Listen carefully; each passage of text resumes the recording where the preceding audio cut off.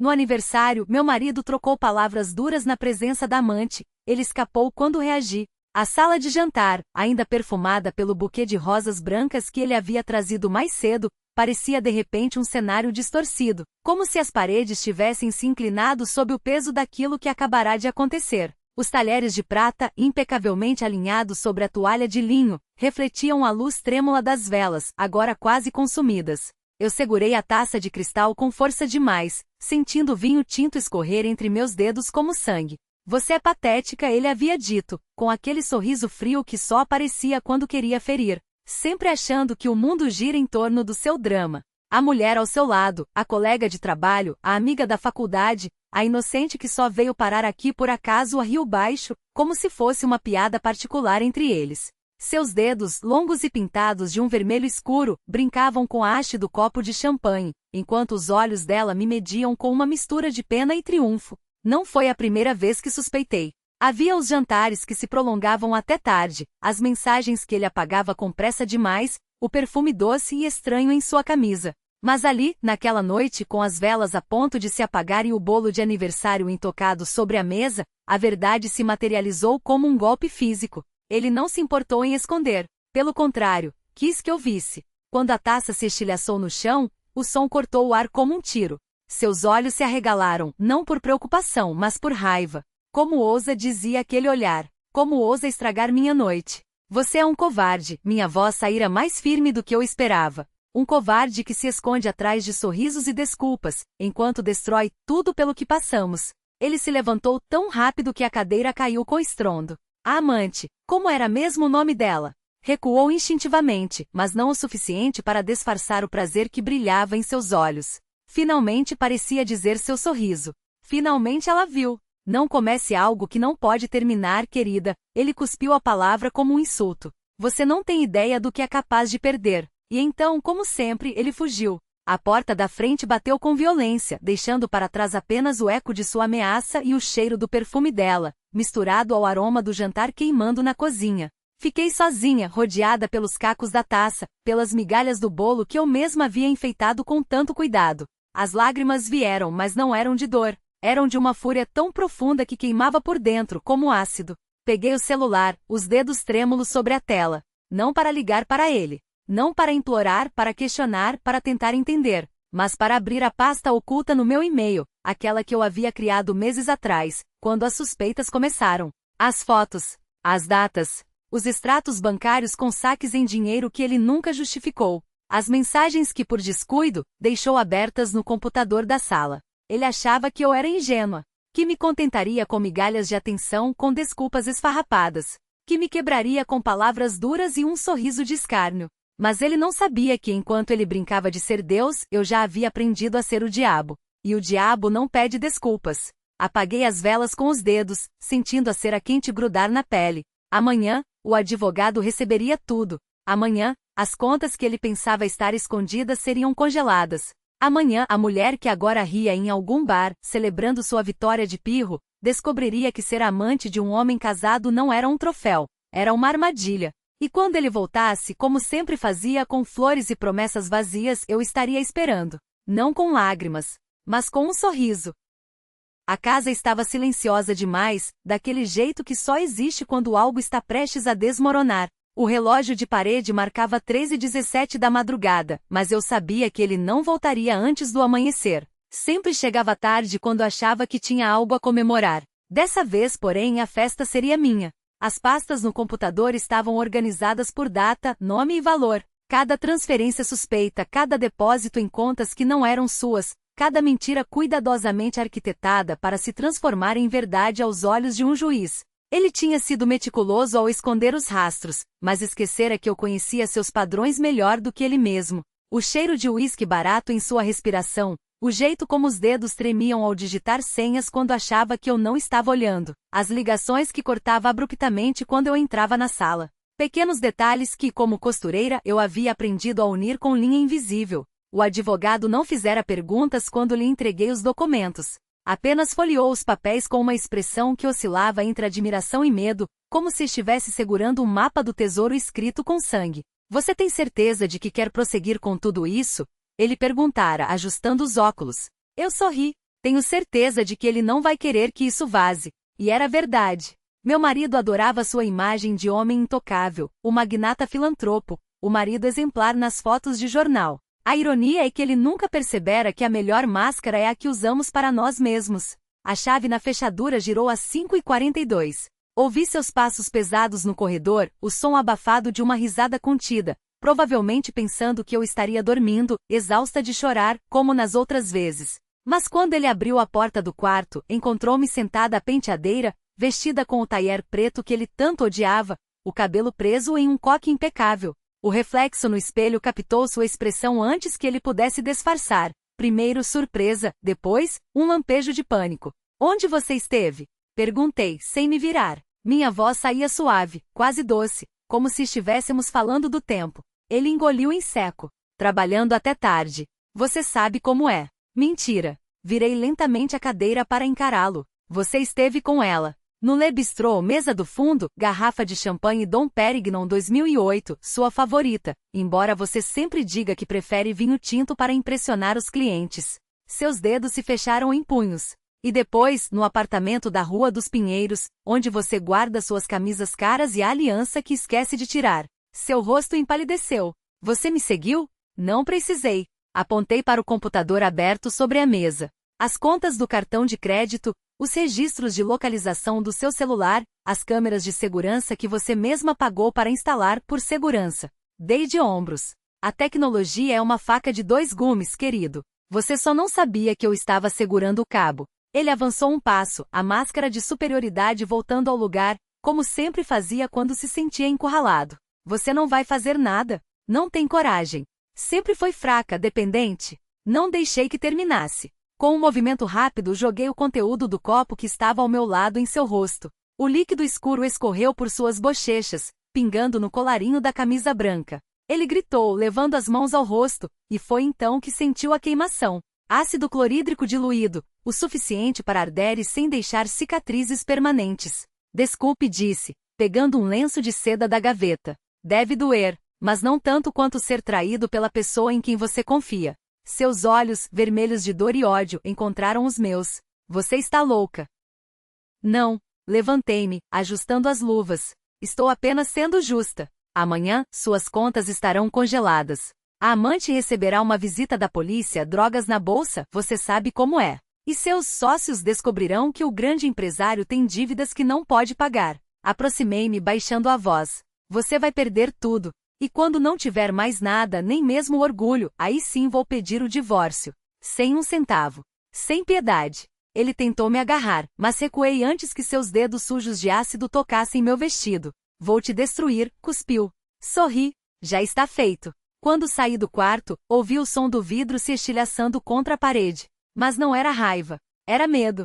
E o medo, meu caro, é o tempero que falta em todo plano perfeito. A porta do escritório fechou-se atrás de mim com um clique seco, como o estalo de uma arma sendo engatilhada. O ar-condicionado soprava gelado pelos corredores vazios da mansão, carregando o cheiro de madeiras nobres e o uísque derramado. Não olhei para trás.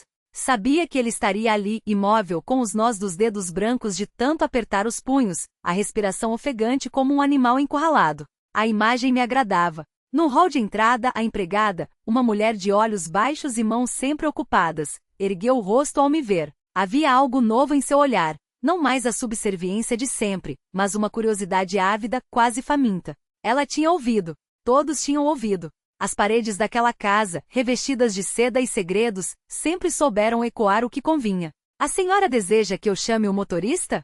Perguntou com uma hesitação que soava como esperança. Não. Ajustei o colar de pérolas, presente de nosso primeiro aniversário de casamento, quando ele ainda acreditava que poderia me domesticar. Vou dirigir eu mesma. O carro esperava na garagem, um sedã preto que ele insistira em comprar para mim, como se objetos pudessem compensar as noites em que chegava tarde, com o cheiro de outra mulher na pele. Abri a porta com calma, sentindo o peso da bolsa onde guardava os documentos que assinará naquela mesma manhã. Transferências, procurações, uma teia de papel que se fecharia em torno dele como uma armadilha. O advogado, um homem de olhos frios e sorrisos raros, garantirá que tudo estava irretocável. Liguei o motor e saí sem pressa, observando no retrovisor a silhueta da casa se afastar. As luzes dos jardins, meticulosamente projetadas para realçar cada detalhe da fachada, agora pareciam manchas amareladas contra a escuridão, como velas prestes a se apagar. Sorria ao imaginar as próximas horas, as ligações desesperadas aos bancos, as mensagens não respondidas, a amante sendo algemada no meio de um jantar caro, os sócios rindo por trás de taças de cristal enquanto assinavam sua sentença de morte financeira. Parquei 2 quadras adiante, em frente a um prédio modesto de tijolos aparentes. O apartamento no 3º andar não tinha vista para o mar nem pisos de mármore, mas tinha algo que a mansão nunca teve: janelas que se abriam para o sol da manhã sem que ninguém precisasse pedir permissão. Subi as escadas com passos leves, saboreando o silêncio. A chave girava na fechadura quando o celular vibrou no bolso. Era uma mensagem. Não havia remetente, apenas uma foto. Meu carro estacionado na rua deserta, com um risco vermelho pintado no capô. Abaixo, uma frase: "Você esqueceu de checar os freios." Por um instante, o mundo girou. Não pelo medo. Esse era um luxo que não podia me dar, mas pela raiva de ter subestimado sua desesperação. Ele sempre fora um homem previsível, até quando se tornava imprevisível. Respirei fundo e apaguei a tela. Depois, entrei no apartamento trancando a porta com 2 giros firmes. Na mesa da sala, ao lado de um buquê de flores secas que eu mesma colhera meses antes, estava o envelope que o advogado me entregará por precaução. Dentro, um novo conjunto de chaves e um endereço em outra cidade. Tirei as luvas, uma a uma, e as coloquei sobre a mesa. Amanhã, outra mulher acordaria com o peso de um anel que não valia nada. Amanhã, outro homem descobriria que o poder é uma moeda que se desvaloriza quando colocada nas mãos erradas. E eu tomaria meu café como sempre, sem açúcar, sem pressa. Porque a vingança, quando bem planejada, não precisa de testemunhas. Basta saber que o veneno já está no sangue. O veneno no sangue. O envelope era grosso, de papel craft com o endereço escrito à mão em tinta azul desbotada. A caligrafia não era de Prey, ele sempre usava canetas pretas, traços firmes, como se cada letra fosse um decreto. Essa escrita, porém, era hesitante, como se quem a fizera tivesse tremido ao traçar as linhas. O advogado, um homem de olhos cansados e ternos impecáveis, me advertira: "Não abra antes de amanhã. E quando abrir, queime depois." Mas eu já sabia o que havia dentro. Ou pelo menos achava que sabia. A primeira chave era de um apartamento no 3º andar de um prédio sem elevador, em uma cidade onde o mar batia contra os rochedos como se quisesse derrubar tudo. A segunda, de um cofre em um banco que não existia mais nos registros oficiais. E a terceira era de uma porta que eu mesma havia trancado anos antes, quando ainda acreditava que algumas coisas poderiam ser enterradas para sempre.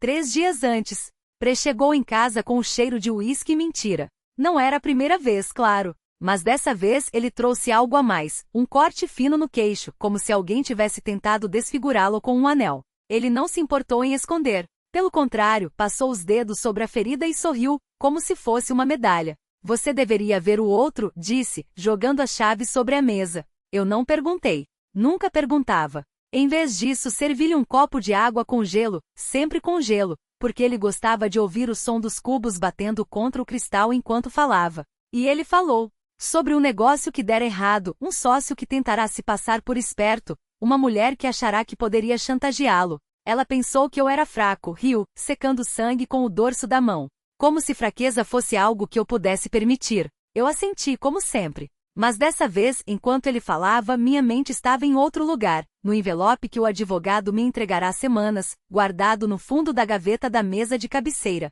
"Para quando você decidir que já é suficiente", ele dissera. Prey nunca soube que eu conhecia seus segredos melhor do que ele mesmo. Que eu tinha cópias dos contratos que ele assinava com sangue alheio, gravações das ligações que fazia quando achava que estava sozinho, fotos dos lugares onde enterrava seus erros. Ele era um homem previsível, até quando se tornava imprevisível. E previsibilidade é a morte de qualquer império. O último café. Na manhã seguinte, preparei o café como sempre. Grãos moídos na hora, água quente o suficiente para queimar a língua, sem açúcar. Prey gostava do amargo. Dizia que era o sabor da verdade. Ele acordou tarde, como de costume, e encontrou a xícara ao lado da cama, ainda quente. Não desconfiou. Nunca desconfiava. Tomou um gole, fez uma careta. Sempre faz isso, mesmo que goste, e depois bebeu tudo, como se fosse a última coisa que faria na vida. Talvez fosse. Enquanto ele se vestia, eu observei o relógio. 30 minutos. Era tudo que o veneno precisava.